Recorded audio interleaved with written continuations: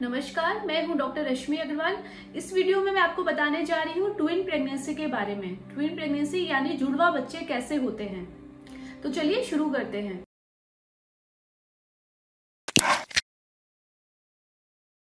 Twin pregnancy दो प्रकार की होती है। एक होती है डायकोरियोनिक ट्विन प्रेगनेंसी, जिसमें कि दोनों बच्चे अलग अलग थैली में होते हैं, अलग अलग जी सैक के अंदर होते हैं।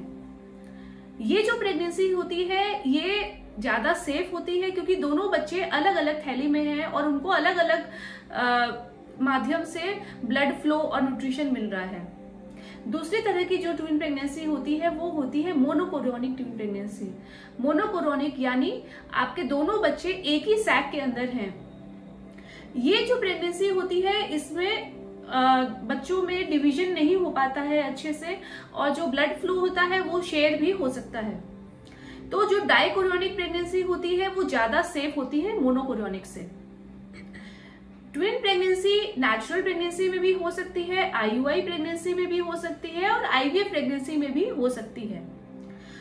एक महिला के अंदर हर महीने एक ही एग रिलीज होता है, लेकिन अगर एक की जगह दो एग रिलीज हो जाए नेचुरल साइकिल में और वो दोनों एग फर्टिलाइज हो जाए तो ट्विन प्रेगनेंसी ठहर सकती है।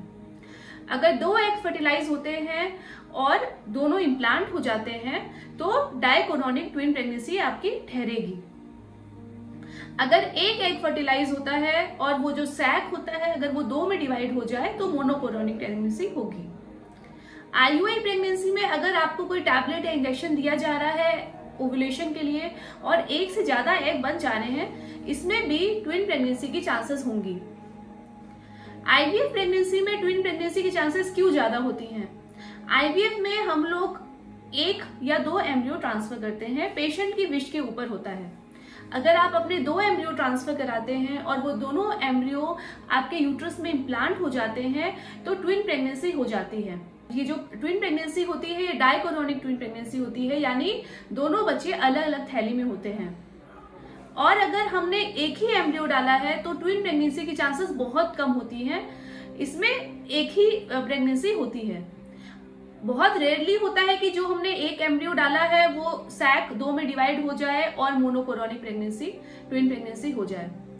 नॉर्मली एक डालने पे मोस्टली एक ही प्रेगनेंसी होती है, सिंगल प्रेगनेंसी, और दो एम्ब्रियो डाले हैं तो सिंगल प्रेगनेंसी भी हो सकती है और ट्विन प्रेगनेंसी भी हो सकती है।